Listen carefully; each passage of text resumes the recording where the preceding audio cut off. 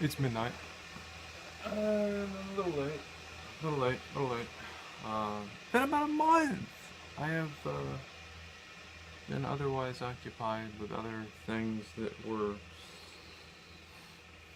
in other places and of other constructs. This is Alexander 2222. So, basically, I got worn out in the first week. I'm not exactly what you would call a 100% healthy person. And yeah, I just turned on my teapot. I'm doing this all wrong. But it's fine, isn't it? It's mainly just an explanation on the Alexander 2222. Abbott and Costello have a skit. It's the, you call it, he wins a radio, or, whatnot. They do it different ways since they did it live. They did it primarily in the movie Who Done It. And I used that one because that one was Alexander 2222. I just like the sound of 2222 more than full fall, full fall, full fall, full fall. I don't know. It's a funny skit. I mean, you gotta watch it. It's a visual skit. I mean, you can't just, have somebody explain it to you. I've tried explaining it before, and it didn't go so good. So, probably gonna post that up. Or, you know what? Here is the beauty of technology, and actually what makes technology somewhat stupid. People, they have the internet at their fingertips. I can't spell my own name, so go figure. So anyways, they have the internet at their own disposal. They can do anything they want. Up and down, across the board. Anything you need to know, you can look it up right that second. And people just don't. There's how-to videos. There's people like me that create content, and they try and make nice things for people. And nobody takes the time to, or bothers to go look that kind of stuff up. Why? I mean, it's like it's right there. Oh, I gotta pull my phone out of my pocket so I can learn something. Well, excuse me. Is this the one I wanted?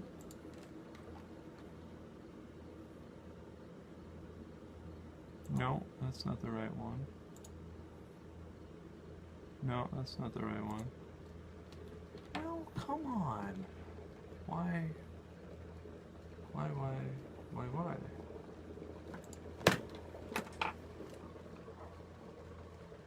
That's done. That's bubbling. Dog's barking, so I have to go get the dog now. So you're gonna sit here and stare at my hat. How does that sound? That'll stay hot. I'll be back.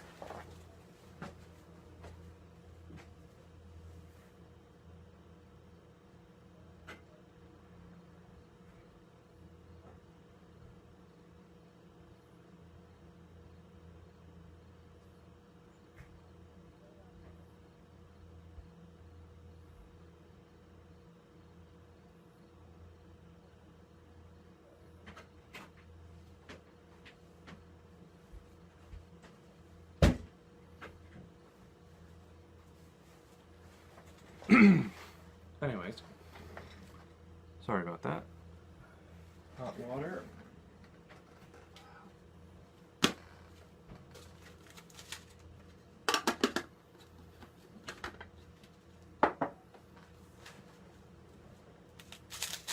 Instant ginger and honey crystals. Instant beverage. It's not tea, but it is tea. Well, I don't know. Is tea specifically defined by the fact of being dried leaves of some plant? Is it? Is it?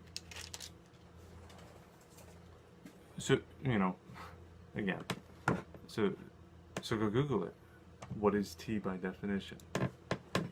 And this is how simple it is.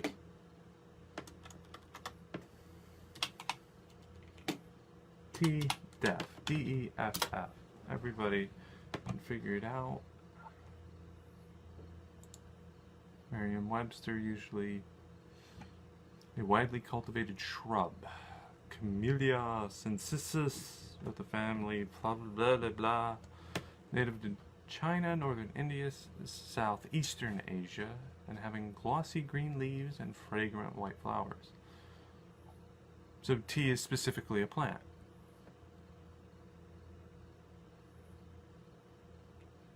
Or two, an aromatic beverage prepared from tea leaves. Various plants like tea, also a drink prepared by soaking their parts. So leaves or roots. So technically, ginger granules soaked in water become tea. So you can call it an instant beverage. You can call it whatever you want, but still, in the end of the day, it is tea. So beyond the point, I was trying to explain the whole Alexander 2222 thing. So, you know, it was an Abbott and Costello skit, and I thought it was, you know, it was neat. And plus, I was doing the thing with the black and white. So, you know, from there, I was like, oh, yeah, you know, people may not understand, but it's also my name, so, you know, whatever.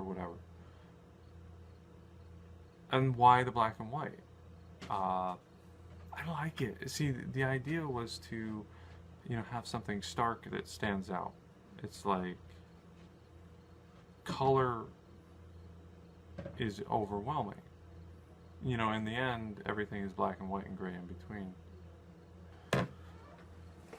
So, yeah, I say so a lot. And, neighbors, they can't stay quiet.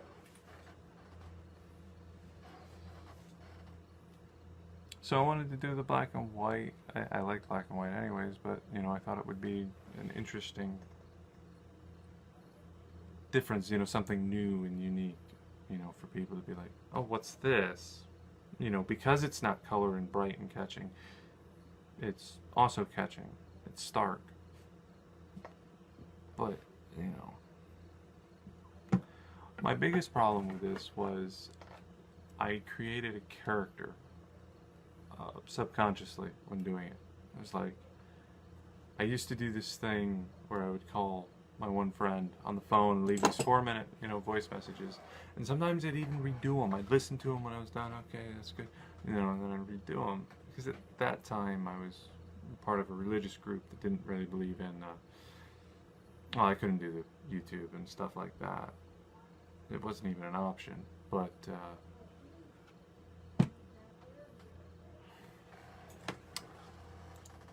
so I would do these things, and, you know, after you do something for so long, you get a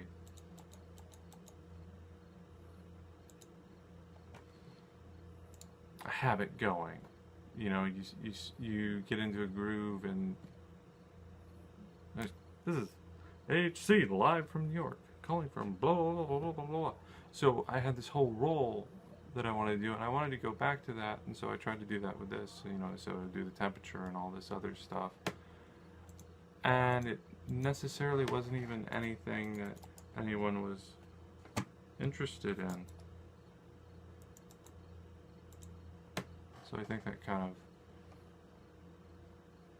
I don't know if that was necessary, and I think I was putting pressure on myself to do something that wasn't necessary. The whole point of this was just to show a side of myself, but not anything different than who I actually am. I wasn't, you know, trying to be super different, but in the end, I mean, what are you going to do? So now, I mean, looking at it now, it also takes a lot out of me doing these. So I'm thinking I'm going to try and just do, you know, a couple a week, 1 week. I don't know. I guess we'll see where it goes. But I just, and also just the exact direction. I mean, what am I exactly doing? I'm sitting here, I'm wearing a tie. It's black and white. I have this somewhat neat set going on here. But what is my purpose? I spew opinions, some weird facts, you know? It's like, why can't, yeah, what am I doing? And I guess part of it, to me too, I took a break also because I don't know what I'm doing. What do I exactly want to convey to you? What specific idea? And on top of everything, I hate social media. I don't like Facebook. I would do this on Instagram if I could, but Instagram videos disappear now unless there's some way to do it so that the Instagram uh, videos don't go away. Yeah, I would probably preferably do that. I recently looked into Twitch. They got some crazy stuff. I mean, there's people that just sit there and eat a meal live streaming it. And, people, I guess, I believe it was specifically very popular in Korea. They work all the time and everything's going and going and going, and, they have no life, which I can attest to this because, working second shift, 3 to midnight, it's like I went out to McDonald's after work at like 1 in the morning and hung out, I mean, you don't really have exactly a normal life. So I can sort of kind of understand that. So, they'll sit there and either eat their meal and with them as they eat, or they're just strange old men that have weird ideas. But again, this could also be something I could do over on Twitch. That's a whole nother world, though. I mean, I don't even hardly understand all of it. Twitch was recently, well, I don't know about recent, but a couple, yeah, it's probably been a year or more now. It was bought by Amazon. So if you have an Amazon Prime subscription, you automatically have a Twitch Prime subscription, which, then gives you extra goodies in different video games and whatnot. But yeah, I set up down there. I started streaming a couple different games just for the fun of it, and it's just very different. I watch other people that do it, and when somebody gives them bits or Bitcoin. No, it's not Bitcoin, but it's these bits. It's like you can subscribe to them for like a month. You give them X amount of dollar, like an actual dollar amount, or you give them these bits which you buy off of somewhere else, and they support them somehow money wise, and so they're playing, they're doing their stream or whatever, and then they're like, oh, thank you, drooling dog 942 for your donation, and so they're constantly watching back and forth with the chat, being like, oh yes, thank you, thank you, thank you, thank you. And that seems like a lot of work and kind of, I don't know. Again, it's a whole nother thing. And for a lot of people, they don't understand, the full. Ever since 2006, when YouTube came out, entertainment changed. There's a whole new breed of entertainment where people just like other people. And they watch them because they like a person, or they listen to someone because they like listening to what they're saying, or whatnot. And that's hard for some people to understand because they're used to that divide between, say Hollywood and us. It's like you don't just. It used to be, people would gossip and whatever. They talk about whatever was on the late night show, and but you maybe sent a letter. If you were real ambitious, you sent a letter to, the network, to them. They would get fan mail, and you'd tell them what you think. And now, it's like people have this idea that they can have a personal opinion on someone's personal life because we don't know why.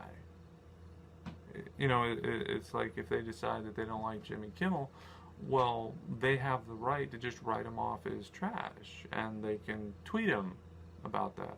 Twitter, why Twitter? Come on, Twitter, really? But I mean, I don't know. I don't like Twitter either.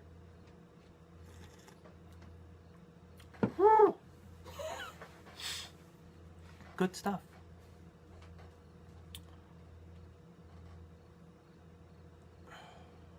Yeah, I mean, the president runs around on Twitter, and all these people run around on Twitter. James Gunn, just all this stuff about Twitter, Twitter, Twitter, Twitter, Twitter. And whatever they say on there is important and affects their public image. And I guess I wonder sometimes what exactly is a public image. You don't have to, go visit sick kids anymore. You don't have to do this. You don't have to do that.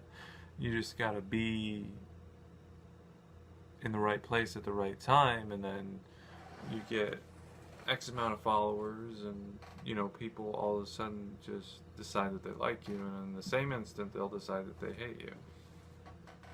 There's this one group of people, Achievement Hunter. It's a subdivision of Rooster Teeth. They have this running joke that if they talk about certain famous people, they will become unfamous within a short time. So they, some of their videos, they have this joke that, oh, I killed this person, and, oh, they're dead. Because their popularity went down after they had, talked about them or were excited about them. And I guess that's something that I find kind of interesting. That on the one hand of the coin, people are 100% just almost interested in people as opposed to people playing different people. So an actor, they're not essentially concerned about their personal feelings. Like, I know I've read a lot of people, complain about, I don't care about your personal life. You get your stuff together and you act better in that TV show or that movie or whatever. Your personal life has nothing to do with this. And at the same time, you have people that just display their own personal life or a version of it for you, and people watch that. It's too, yeah. There's so many interesting things. Even just as people, we like so many things. It's like someone can like fine art. They can like Delftware, specific blue and white pottery, and like heavy metal, and like ripping little critters' heads off all at the same time. I remember there was it was specifically mentioned in one of the Sherlock Holmes stories that, every killer, the best killers or whatnot were they weren't scary people. I mean, you got the guy that he's killing you, and he's killing you because he knows no better. But then you have the person that's killing you because he wants to kill you. There are so many throughout history that have been just scarily normal, well-loved people who also just murder all these women or whatever. It's people are confusing, multifaceted. I don't know that we can ever understand someone off of one sentence, off of one paragraph. I mean, if you consistently, have a certain behavior, but if you say something 10 years ago, and now somebody's like, well, you said that then you're no good. People are well, I mean, it used to be that, especially in showbiz, people got very short memories. You did something great in this movie, that's great. Well, you didn't do something great in this movie, so we forget about you very quickly. They love you, they hate you. So it's interesting. We can't judge a book by its cover. You say, well, you can't even judge a book by the first chapter. I mean, how many books have you read? It's like first couple chapters are like, but after they set up everything, after you learn everything on the outside, you know, and you know, you peel back the first, you know, layers of the onion, and then you start getting into interesting parts, you know, the action, the plot thickens. So, you know, I'm kind of sticking my foot in my mouth, you know, just thinking about the whole fact of, you know, people are stupid. They do some incredibly stupid things. Why, we don't know. You know, if you could put stupid in jail, we'd have even more people in jail than we already do. We are the highest, we have the most people in jail in this country, United States. What, you know, I guess, you know, like some countries would actually have a very specific punishment. You know, like say chop off your hand because you did X, Y, or Z. And then, you know, you would go on. There was this kind of interesting thought on that. There was this TV show, Justified, and one of the mob bosses or whatever. You know, it's like, the guy was like, you done something wrong. Now, I can pour this lye on your hand, and it'll melt half your hand away. Still be able to use it, but you'd be all scarred up and messed up. You know, it'll hurt, like, yeah.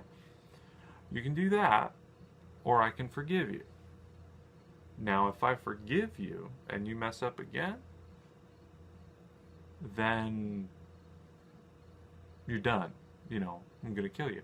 But if you, you know, take the lye on the hand, it'll be erased.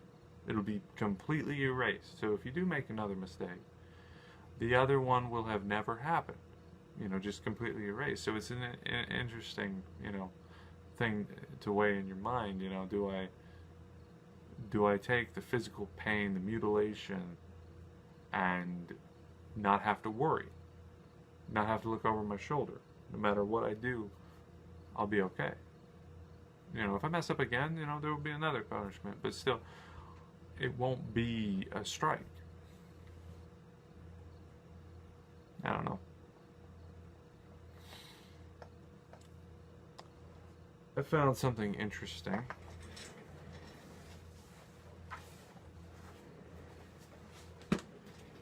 This is a standard dictionary of facts from, this was printed in Buffalo, New York, actually, in 1910, I believe it said.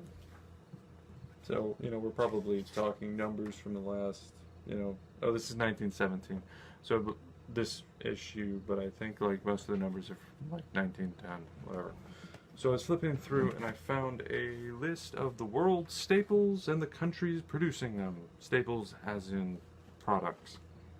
So United States does not give a actual year on it, so I'm gonna guess either between 1910 and 1917. United States produced 1,011,500. No. Whoa. Excuse me. 1,011,505,000 bushels of wheat. 1,540,362,000 bushels of oats. Wow, that's like almost 530 million more bushels of oats. Wow, some of these numbers. What? Okay, rye. 49,190,000. About some of these other countries, what are we doing? Okay, so for the wheat we had a million, or a billion 11 million. So Portugal put out 10 million. Huh. Put out 1 billion more bushels of wheat than Portugal. But this one's interesting. Corn, 3,54,535,000 bushels of corn.